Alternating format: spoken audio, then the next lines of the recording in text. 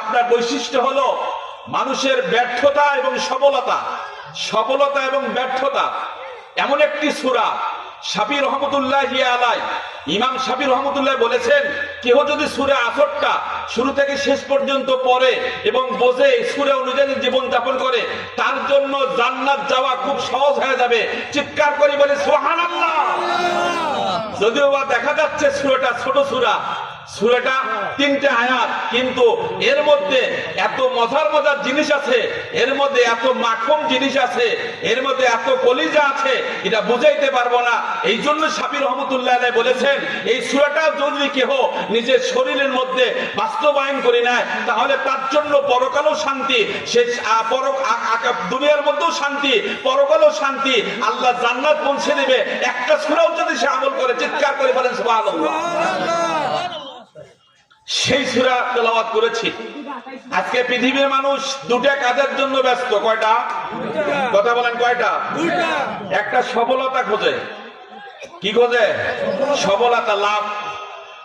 আর একটা কি ব্যর্থতা হয়ে যায়। আবার কেউ ব্যর্থতার পিছনে না বুঝি ছোটে। কথা বলেন ঠিক না বেটে? ব্যর্থতার পিছনে না বুঝি ছোটে। কেউ সফলতার পিছনে ছোটে, কিন্তু সফলতার মূল স্থানে যে না যেতে পারে, ব্যর্থতা হয়ে যায়। আজকে সূরার মধ্যে দুটি কথাই লিখছেন, কে সফলতা হবে, কে ব্যর্থতা হবে। আল্লাহ যদি তৌফিক দেয়, আপনাদের সামনে ইনশাআল্লাহ বলবো, মা তৌফিক ইল্লা বিল্লাহ। সবাই শুনবেন তো ইনশাআল্লাহ?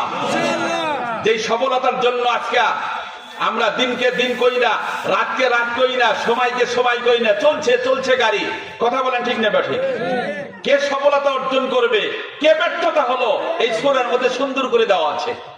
তো এই সূরাটা বোঝার আগে আপনাদের নিয়তগুলো পরিষ্কার করে নিতে হবে, যে সূরায় যে আলোচনা করা হবে ইনশাআল্লাহ আমাদের জীবনে বাস্তবায়ন করবো ইনশাআল্লাহ। সবাই রাজি তো ইনশাআল্লাহ?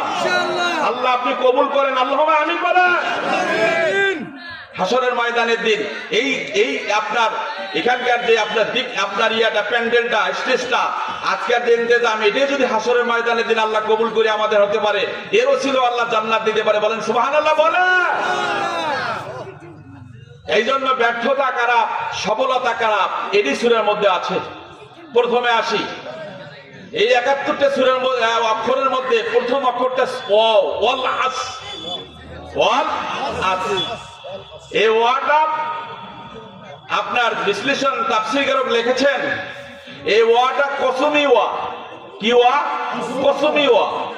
আল্লাহ কসম করে বলছেন। কেন কসম করছেন? মানুষ কখন কসম খায়? একটা কথাকে বাস্তব করার জন্য, একটা কথা